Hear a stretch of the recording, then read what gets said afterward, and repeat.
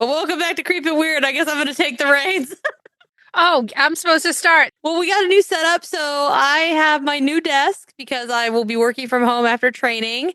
So I am at the new spot. I did find a place to put my camera. The downside being all of the lights that I strung up in my studio are now behind me. So they have to be off. And I have this really bright ring light. You can see how white my hand gets here. And there's something on my thumb. I've got something on my thumb. It's purple.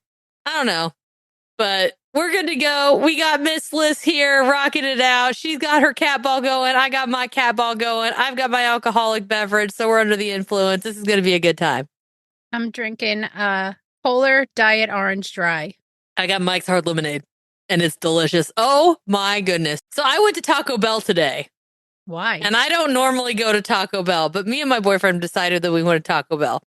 And we decided they have a dirty Mountain Dew Baja Blast and a Baja Midnight. So he tried the Midnight one. I got the dirty Baja Blast. Oh my gosh. It was so good.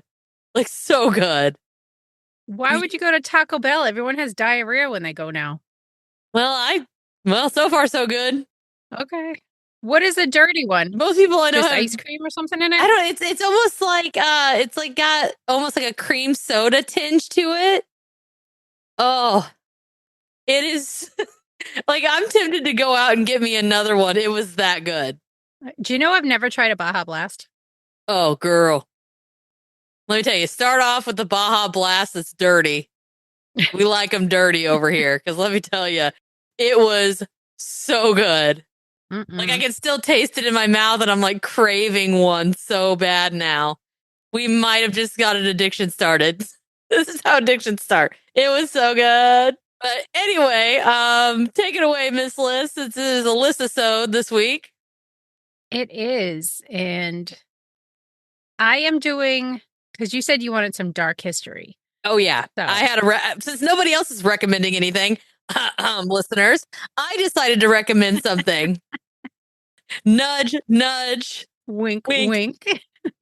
For those of you who are not on the video tier, I'm not good at winking, so that was probably real interesting to watch. It was a blink, blink. And I gotta like stick my tongue out when I try to do it, but I can do this. Ready? Wow, that's so impressive. I can do that, but I can't wink. Very.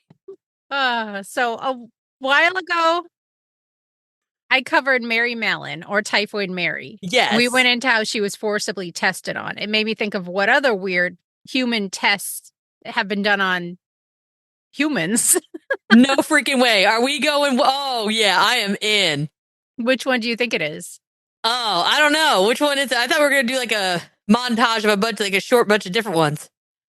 I was thinking to do that, but I kind of wanted to talk about each one more. So I have another few on the burner that I'm working on. All right. Sweet. But today it's going to be Stanford Prison Experiment. Oh, okay. So if we're going to be getting into experiments, I've got the Russian sleep experiment on. I've got it already prepped and ready. It is ready. All I got to do is pull that trigger. Oh, we got to do that one. But it's a two-parter. It's a big one. It's a big one. That's fine. Listen, I would even give up a week for you to do the two-parters if you wanted to go 2 weeks in a row. All right. So this is where was it at? Did you say Stanford? Stanford. Okay. Aren't they like bougie? Semi. Okay. All right. I'm intrigued. We're going back to the 70s. A groovy time of bell bottoms, tie-dye, smoking grass, the Watergate scandal, the Vietnam War. Before I was swimming in my daddy's nutsack. Nothing but class around here. With feminism, anti-war, anti-authority protests. There was a social experiment, a psychological experiment, in 1971 at the Stanford University, overseen by Philip Zimbardo, a professor of psychology at the university. He claimed that there was a line between good and evil, and that line was permeable. I can talk. And evil can be brought out of anybody in the right circumstances. I agree. That people's actions are a result of the power structure environment they're in. I agree. He wanted to see if the prison system's inhumane practices are because of the prisoners or due to the corrupt correction officers. Both. In his attempt to prove that, everyone placed in a certain situation will have their dark side come out. Uh-oh. He said, quote, "Evil isn't just in some of us, it's in all of us. If you put good apples in bad situations, you'll get bad apples." I agree. So he made his study plan, and now he just needed some participants. That are probably, I'm assuming, not willing participants. They actually are willing participants. Oh, okay. He placed an ad in the newspaper because this was the 1970s. If we went back a little bit further, they may not have been willing. Yeah. It's like, I can see the ad now. Are you a good person? Do you think you're a good person? Sign up here for an experiment to see if we can make you naughty. Prove it. That sounded really dirty, didn't it? Yeah, prove it. Yours sounds better than how I worded it. I sounded like I was inviting people to some kind of like sex room. Isn't that how it always turns out with you, Natasha? Maybe a little bit. I can't help myself. An ad was placed in the newspaper for male students who wanted to make $15 a day. That was the equivalent of about 116 today. I'm in. And this was to take part of a 2-week psychology study of prison life. I think the money's good. I'd consider it. For a college kid, I mean, that's easy money. And you're just thinking, you can go and hang out with other guys and you just... Or so they thought. Dun, dun. I mean, some kids did go in with the intention of using this time to just study. They were going to bring books in. They're like, all right, I'll sit in here, do this experiment. You pay me and I get some study going. They got 100 applicants and they did some interviews and screening for pre-existing psychological issues, medical issues, substance abuse, history of crime. Okay. I like the vetting process. This is good. It's a good sign. Out of the 100 applicants, they chose 24 participants who were all, as they deemed, stable, healthy white males with no criminal backgrounds. Wow. That's not stereotyping. Just saying. So out of the 24, 2 were held in reserve, like in case anything happened with the other ones. And then they randomly chose the participants' parts in this experiment by flipping a coin. So they had 10 to act as inmates and 11 to act as correction officers. Okay. And they were going to put them in a converted basement at the university. They made a fake prison, basically. Okay. The guards got to go to a uniform store and they got to pick out their uniforms, like khaki pants, shirts, some mirrored sunglasses, and they were all given a nightstick. They were told that their job was not to allow the prisoners to escape, and how they controlled that was left up to them. Okay. On the first day, the police of Palo Alto started, quote unquote, arresting the inmates at their house or job or wherever to start the experiment off. The participants were not given notice. The officers would arrive. I'm stuttering today. The officers would arrive and they would swoop up. There would be media cameras outside and... Man, they did the whole perp walk. Yep. Cuffed in front of the neighbors, and neighbors didn't know what was going on. They didn't know there was a study. That is great. They'd be charged with whatever, armed robbery, burglary, whatever, read their rights, booked. They were fingerprinted. They had mugshots all at the Palo Alto Police Department, like a whole mock booking. And then they were blindfolded and transported to the mock correctional facility. The inmates were strip searched. They were sprayed down, delousing them, and they were no longer addressed by their names, only their prison numbers that they were assigned. Eek. Okay. They gave the inmates hospital johnnies that were closed in the back, or they almost looked like dresses, the way that they tied them, and they had the prisoner numbers on the prison uniform. The prisoners weren't allowed to wear underwear, and they were given these nylon stocking caps to put on their heads to simulate that their heads were shaved. And the guards Okay. The guards put a chain on one of each of their ankles. Like if you think of the old-timey movies where they had that ball and chain. And some of the guards were said to have been mocking the packages, like the mail packages of the inmates as they were naked. Oh, boy. The inmates were then placed in one of 3 cells that had mattresses and barred windows. And remember, these are just college kids trying to make a quick buck. They're laughing, joking, and the guards are trying to maintain control. One of the guards, Dave Eshelman, who was given the nickname John Wayne, had those that were not listening to him perform drills. He would have them doing exercises or singing a song, trying to find ways to degrade or humiliate those prisoners that weren't blindly following his orders. Okay. I mean, I could see that being a thing. I see how this is going to escalate quickly. And when this wasn't working, the guards started separating the inmates. On the second day, this was all just in one day, the first one. Oh, It does escalate very, very quickly. okay. Okay. So day one's mild, not too bad. They're still goofing around. They think this is a quick buck. I see that. Okay. They might be, ashamed of their little packages, but or crooked packages, or I guess anything that's, maybe a non-sealed package, unsealed package that hasn't been trimmed and wrapped yet. Well, the 70s, the untrimmed might be the thing. Maybe. I don't know. The guards, who I forgot to mention, they were allowed to work in shifts. Like 3 would be on at a time, so they had time to rest. They were living in comfortable quarters. Yeah. But the inmates, they were there. Like they couldn't leave. So the guards at like 2:30 in the morning would start banging batons, blowing whistles, waking them up. And the inmates wouldn't leave their cells. They're like, I'm trying to make a quick buck. I want to sleep. And they started ripping their numbers off their uniforms. And they started ripping off their caps. And they started barricading the cell doors, I guess you'd say, the rooms that they were in, with mattresses. The guards started spraying them with fire extinguishers. And they called in other guards for backup. And they decided to take away all the clothing from the unruly inmates. And all mattresses were to be removed. Dear God. Any that were involved in starting the rebellion were put into solitary, which was basically a closet that they called the hole. And some inmates were actually chained together completely naked. This is only the second day. Wow. Okay. One of the young men that were part of this experiment, his name was Doug Corgi. He complained that his stomach was all upset, and he was led to the warden, who was Philip Zimbardo, the professor of psychology at the university. The one that planned the experiment was actually taking part in it as well. He was the acting warden. And somehow he managed to convince Doug to stay, or maybe he made Doug feel like he couldn't leave. And now we're on to day 3. Okay.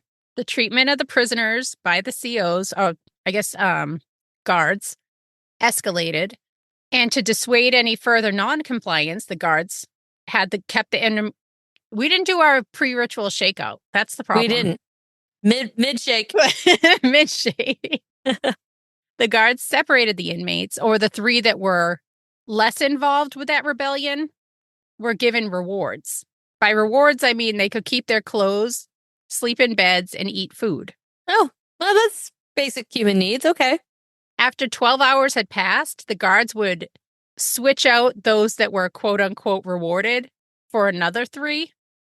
And this just built more distrust amongst the prisoners, thinking what did they do to get this good treatment? Yeah. And the guards were just kept humiliating the prisoners. They had them do push-ups, count-offs. They weren't allowed to use the bathroom. They'd have to use buckets in their cells instead of the readily available toilets. And this obviously affected the prisoners, and a lot of them wanted out. They were initially told that they could leave any time, but it's not clear if they actually could leave, as Zimbardo had told them they could. Yeah. When Doug did go back, the one that was the bellyache guy. Yeah. See, you're helping me out. I got you. He was known as prisoner 8612 during the experiment. He started to mentally just go downhill. He was offered less guard harassment if he wanted to be an informant, but he was just going downhill quick. He was thrown into the hole, the small closet, and it didn't take long for Doug to just start screaming and yelling. He was burning up. He wanted out. And eventually he was the first inmate that was allowed to leave. After 3 days, he had a breakdown once he left the prison. He said that it did affect him. In other interviews, he said that he faked it so he could leave the prison to study for a test. Right. Both could be true. I don't know. I'm not him, so I don't know. He's the weenie. On the 4th day, after witnessing the guards divide prisoners based on rebellious behavior, the inmates distanced themselves from one another. The instigators of the riot believed that some of the other prisoners were snitches, while others saw the rebellion organizers as a threat to the status quo. No one wanted to have their sleeping cots or clothes removed again, nor did they want to spend any more time in the hole, that closet. Mm-hmm. One of the prisoners, 812, began crying in his cell and displaying symptoms of just mental distress. And an actual priest came in who was experienced working with prisoners before, but the inmate declined to speak with him. Instead, he was like, I want a doctor. I don't want a priest. And Bardo was like, okay, well, you're out of the experiment then. And when he left his cell and he took off his prison uniform, the guards started like screaming how he was a bad inmate, how 819 was a bad inmate. And after that, he had this weird like breakdown. He's like, I can't leave because I can't leave my other inmates. Like he didn't want to identify as himself again, like by his real name. That's weird. Yeah, it quickly like, I don't know, it dehumanized him in such a short time. Because some of the prisoners were released, alternates were called in, and they underwent the same treatment, stripped, deloused, put in a dress, thrown in a cell.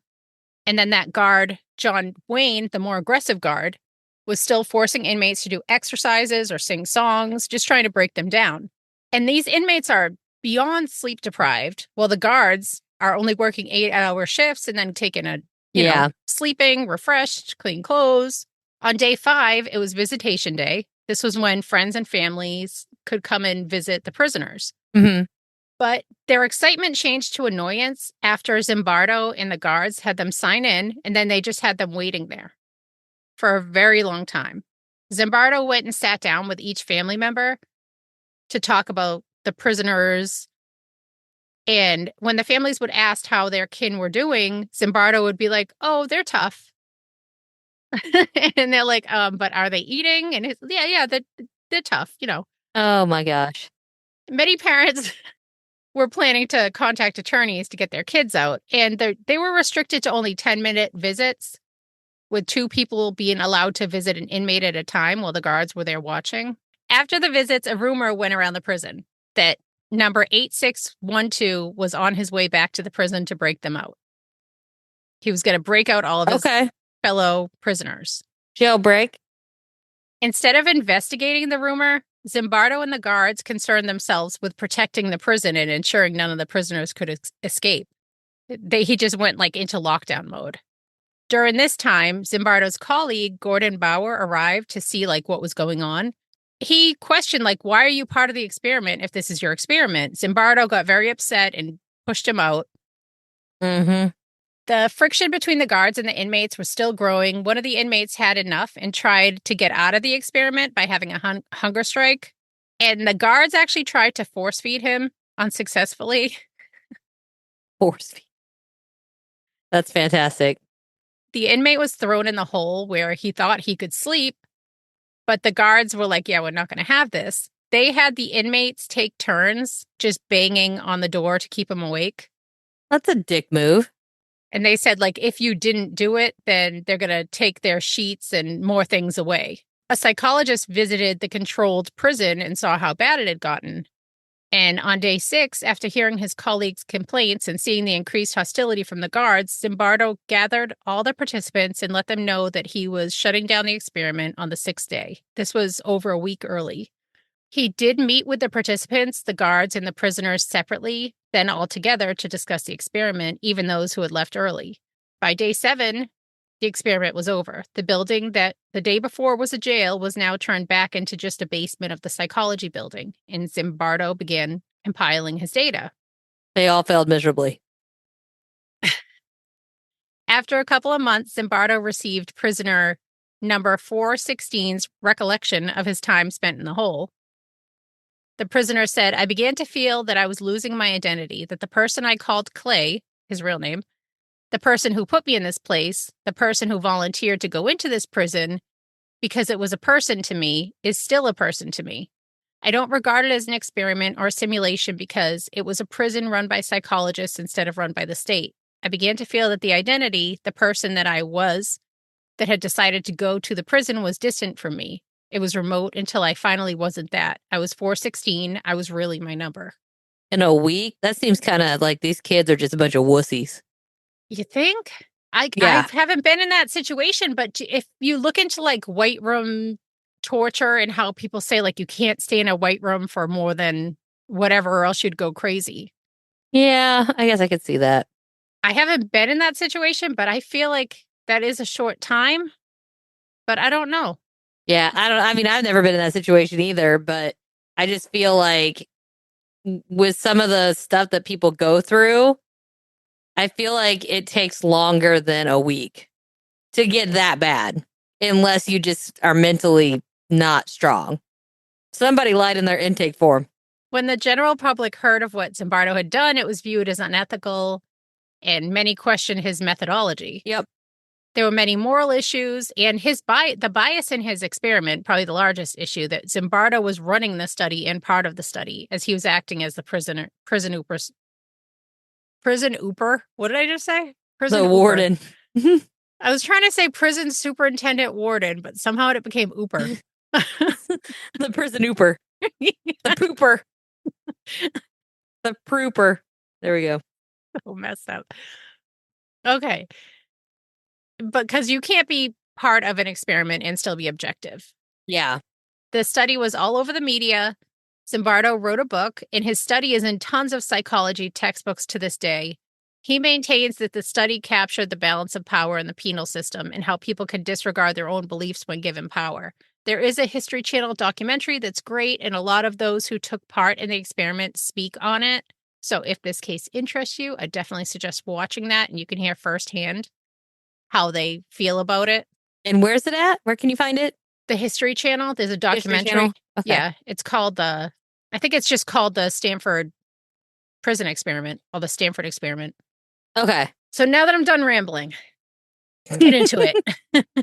I feel like in the beginning they were just berating these prisoners for no reason. Like they weren't doing anything. They were just being, the wardens or the guards were just being jackasses. Like, was that because I thought the whole purpose was just keep them in their cells, not treat them like garbage. He didn't give them much instructions. He was just like, go. I think that age too affects it a lot in this study, because you have to think of a young college kid, 18, 19 years old. Mm-hmm. Do you think that they're really responsible and really thinking long term, or they're just doing whatever they can think of 5 seconds ahead? You know, I think that there's a lot of things that you could lie on a questionnaire about. I think it would have been interesting to split it up and like alternate, like half a week you're like, or for a week or whatever, you're the warden or you're the guard, and then for the other week you're the prisoner, or vice versa, or something like that. You know what I mean? Like to split it up so they could see the dynamics change in the same type of people. they could, but I think he wanted to give the guards all the power and just see how far they went. I would have been interested to see what would have happened if they would have swapped places. Yeah, they would have been a lot nicer, I think, because they would have saw that there's repercussions coming. I feel like they would have been a lot worse. The guards would have been a lot worse because they would have been taking it out on these people that were berating them at the beginning. Oh, you think it would just build? Oh, I think it would just skyrocket.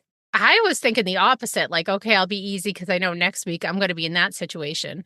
I'm talking about from a prisoner's perspective. Like if you start as a prisoner, if you're starting as a guard and then I say yes. The guards would probably be a little easier on them.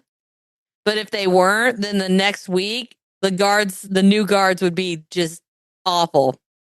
I think it would be very different if they were told, hey, we're going to switch next week, versus don't tell them. And then on the 7th day, hey, guys. Yeah. Uno reverse card. Uno reverse. Love that game. Skip. That one guy skipped real quick.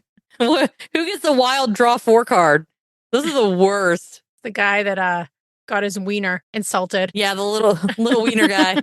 Vienna sausage over there. But I can't believe that it just seems like that was like months and months and months. And that was like, okay, that's day 6. You're like, what? Yeah, I feel like there's a lot that escalated. And like I said, I feel like the guards were being unnecessarily violent or degrading. If those were not their instructions, I feel like the whole, we're going to take these nice people and just drop this, because nothing happened to these guards to make them like that. No, it was basically like they weren't listening blindly, because they said, go in here, and they wake up at 2:30, and they were like, we don't want to get up. And that was like it. That was that tipping point. Yeah. Do you think that you would do it? Would you sign up for this study, not knowing if you're going to be a guard or a prisoner? I weirdly would. I would too. You kidding me? $120 a day? Hell yeah. It's just more to see firsthand. I mean, how much is that a week? If you make $120 a day, that's like almost $800, isn't it? Or over $800. $840? It'd be like 949. Well, hold on. If it's 7 days and you make 120, there's a 0, 14, 800. Yeah, 840. I love how I do the math in my head. I have to picture the little thing in my head to make it work. It's okay. It's the tism in me. I can't help it, guys. Sorry. But I think I would probably do it. But then again, they probably would have vetted me out because all my mental health issues. They'd be like, we don't want this one in here because she's freaking crazy. And not to even talk about how And it was all men. Men, white, same age. Mm-hmm. They all were Ivy League. You know what I mean? It's basically the same group of people. There's no variance in their test subjects. But that's probably why they wanted to see what differences there were. Like, were there nice guards or were they all like this? There were a few in that documentary that seemed to actually care and nicer, but there were some that took it far. And even in the interview now, he's like, yeah, I did. Like they don't even really seem sorry. I mean, everyone can look at it and see how they feel. But to me, it felt like he had no regrets. No remorse at all? Uh-uh. Yeah, there's got to be something wrong with these. They must be like closet sociopaths. But some of the inmates, you can still see like the pain in their eye when they're talking about the experiment. Like this probably had a long-lasting effect on these guys. Yeah. And I wonder if any of them dropped out of school after the experiment happened. I don't remember. I watched this so long ago. Now I'm going to rewatch it.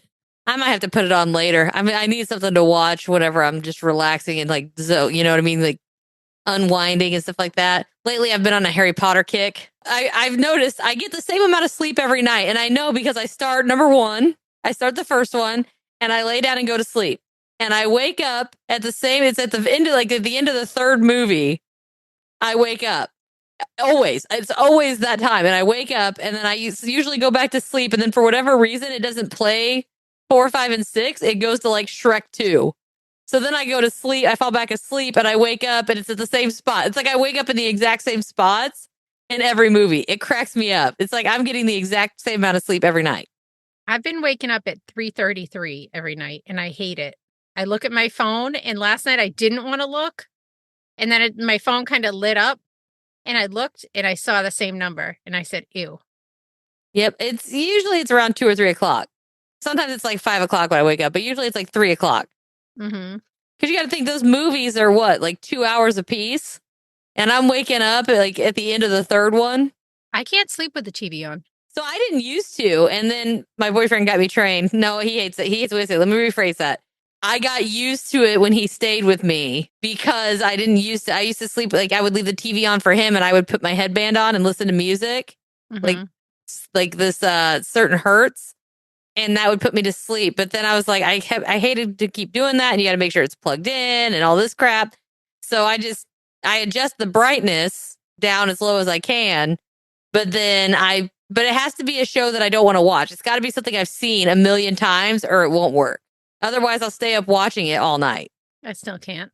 Yeah. It took me a while to get there, but I can do it now. Good stuff. Good stuff. I'm adaptable. I know so many people like just don't have a TV in your room. I'm like, I wish I could do that. Yeah, I used to not have one.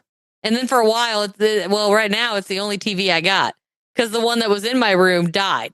We had a real bad storm and the TV just died. Everything else works. It's on a surge protector. It just died.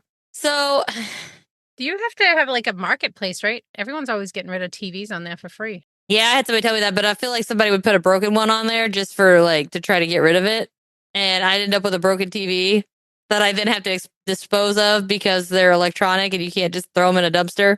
Then you can do the same. Hey, free TV on Marketplace. I've considered it. I'm not going to lie. I thought about just being like, it's broken. I just need somebody to come pick it up. Or just leave it out in like a box that looks new and someone will just steal it. Because I have all set. Yeah, I have two. I have two TVs that don't work. So why do you still have them? Because I don't know how to dispose of them and I can't fit them in my car and like drive them somewhere. I'm like, I'm not going to drive 35 miles away or 35 minutes away just to dump a TV. That you don't have in your town like an annual mattress or TV disposal thing where you pay a small fee? Not in this tiny town. And I'm not going to fucking pay for that. Are you kidding me? Screw that. I'd rather hide it in someone's dumpster. Oh, nice. Just find a dumpster and like ditch it. Nice. So I would be interested to know though how involved the guy who was in charge of the experiment was, like with the guards and the prisoners. Like I know that he was the warden, but like was he a hands-on warden? Was he a hands-off warden? Did he discipline these people? I mean, it'd be interesting to know how thoroughly he was involved. I think he was more of an observer, but when things escalated, I guess beyond what he thought was where he needed to intervene, he would. But he was mostly on site. Okay. So at least he was there. And he was talking to the guards, obviously a lot more than the prisoners. I also think it would have been interesting had they recorded. There is the some experiment. recording. Oh, is there? Yeah. Okay. On YouTube, but this documentary has it compiled, like if you want to see them sitting there in their dresses and their caps and singing and push-ups and all this stuff that they did to him, it's crazy to watch. Yeah, I highly recommend everybody go watch it. I'll probably turn it on. I don't know when I'll be able to turn it on, but I'll try to see if I can get around. I also got to figure out getting to the History Channel because I have like this TV that like runs on apps, but everything's real specific. And I don't know if I can cast to the TV because I got a cheaper TV because, well, I'm broke, bitch. So I got it on sale though. This thing was like almost 50% off. So that's what's up. I got a 40-inch HD TV for $170. That's great. Yeah. So, but then as soon as I get one, I had it for like a month and then the other TV died. But at least you have one. So now I'm down to one TV. And I'm like, man, I was like, I think I'm going to work some overtime just so I can buy myself an extra TV. Like, I think that's what's going to happen. But I don't know. I'm still stuck on, I think that these people, it was too fast. I'm with you. It was too quick. Even with the scenario that's happening and like weird stuff happening, and these guards being just, seems like just jackasses. I still feel like it was too soon for them to be breaking down like they did. I wonder if the time period affected it too. That's why I mentioned it was like anti-war, Vietnam War time, anti-authority protests. Like if that fed into it at all. I think it probably did. Like all these people are getting away with all this stuff, so now I'm going to do it. Yeah, a lot of these people, I mean, how many of these people were sent? They're in Stanford. Mommy and daddy are paying for it. They've never had to pay for anything in their whole life. Like they're weak. They're not strong. They don't know how to be adults. You know what I mean? Like they're just spoiled children. I feel like that maybe is what was happening here. And that's why they broke so fast. They were immature and spoiled children. I think their age definitely has to do with it, with their now, actions. Now, have they gone to like a state college and grab people from there, people that actually had to like work to get to where they were? I don't know. Maybe these people at Stanford actually worked to get there, but let's be real. Sorry for anybody who ever went to Stanford. I'm not saying anything bad about you because maybe you did work there to work hard to get there. But living next to a college town and being involved in college, there are a lot of entitled, spoiled brats in a college. That's just how it is. And we're not even by an Ivy League college. We're just, I mean, it's a big college, but yeah. And it's like, I'm talking, they'll walk in the middle of the road. They don't care. They don't even look up. They just assume that you're going to stop. You go to do something and they expect you to just bend to their every whim. It's ridiculous. So those people I can see breaking easy. But the ones that actually have lived life and gone through some shit, I think would have lasted a lot longer. They probably would have stayed in for the whole 2 weeks. Just saying. But even if you go through stuff, if you're forced to be naked, not eat, this, that, locked in a closet. I'm naked all the time. I love being naked. Hit me up. Hook me up, guys. You're going to feed me?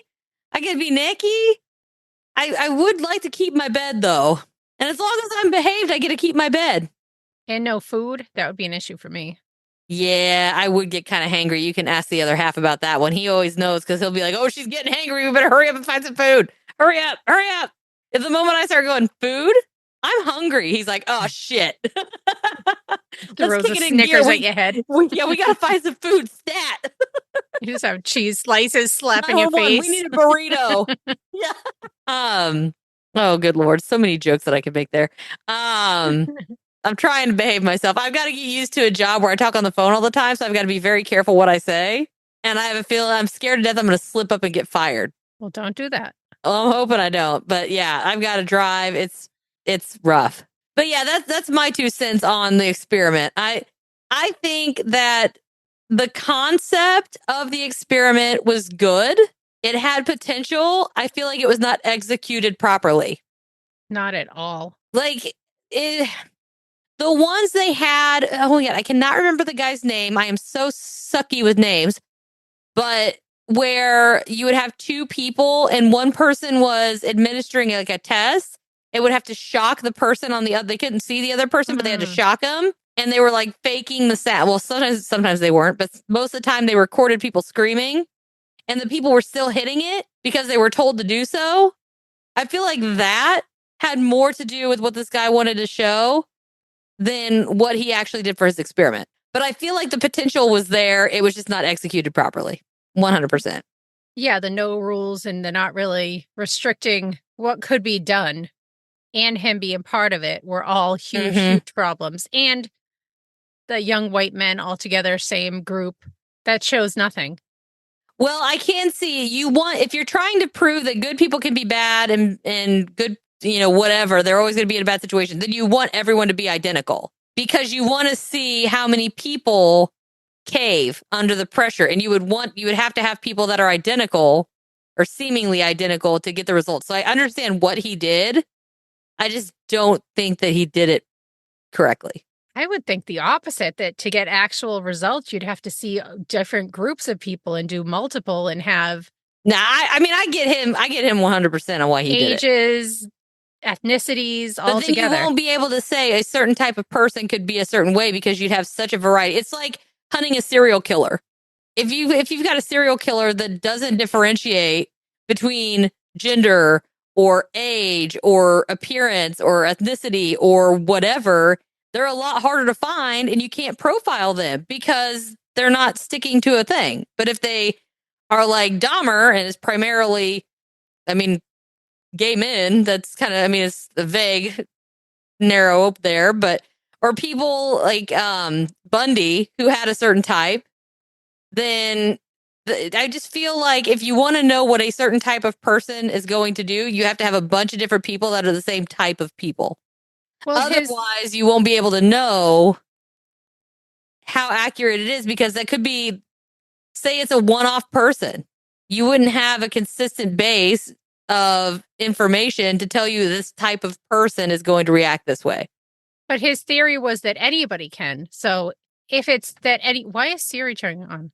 Oh, his theory sounds like Siri. Siri turned on. So I feel like he should have done multiple groups, but still kept the people in each group identical. Like maybe do all young, all middle-aged white dudes. And then the next time do middle-aged Hispanic dudes. And then the next one do middle-aged African-American dudes. Just to see, I feel like what he was looking for, it makes sense to put the identical people together. To me, I have the exact opposite feeling because you get one strong personality. Just say it's all young blonde women. There's one strong young blonde woman. You're getting the whole basis off of how she acts because the other people are following her. If you throw in different ethnicities, different ages, people are less likely to follow one person. Yeah, 2 might follow him, 3 might follow one. Yeah, but I feel like if you do that, then if you had that one strong woman and you had 20-something people, what if you just had that one strong woman? Then your bias of how these other people are going to respond is out the window because you're only basing it on that one strong woman. We're not agreeing on this one. No, we're not. We're just going to agree to disagree. We're going to agree to disagree. You want to know why? Because I love Miss Liss. Ditto, Daddy. Just saying. Otherwise, I would say argue. I feel like this is not a topic that I would argue till the cows come home. No. But I can say that I don't think I'm going to vary on my opinion. So we will see, because we're cool like this. But that's healthy to have differing opinions. Wouldn't it be boring if the whole world, everyone agreed on everything? So why don't we ask the masses? What do you guys think? Do you think that that they did the right thing having identical people in the study, or do you think that they should have had a variety of different backgrounds in the study to get more accurate results? I would like to know. So hit us up. We're going to transition here. Hit us up, send it over, comment on the social media pages. You can send an email over to creepitweirdpodcast@gmail.com. Let us know. Again, if you guys have any recommendations or anything like that, or just, it doesn't have to be specific. It's just like, oh, I want you to cover a conspiracy, or oh, I want you to cover, I don't know, a sea monster or something weird like that, or a certain ghost place. We haven't done haunting in forever, so we need to get back into those a little bit. If it's something like that, just send it over. We are flexible. We can do some research. We can come up with something. I've got a whole pocket full of sunshine over here that I'm just going to be pulling tiles out of. I mean, we're good. So don't forget to do that. Check us out on all of that stuff. Don't forget to like, share, subscribe, all of that stuff. We're doing little tiny downloads. We really need to grow our thing. So just let people know that we're out here and recommend our podcast to them, because that is going to be the best way to help us grow. And we really are needing to grow. We're still in that baby phase, and we need to grow up a little bit. We need some pull-ups, podcast pull-ups. Podcast pull-ups. All right. Well, My thank you drink is everyone empty. for listening. And remember to creep it weird.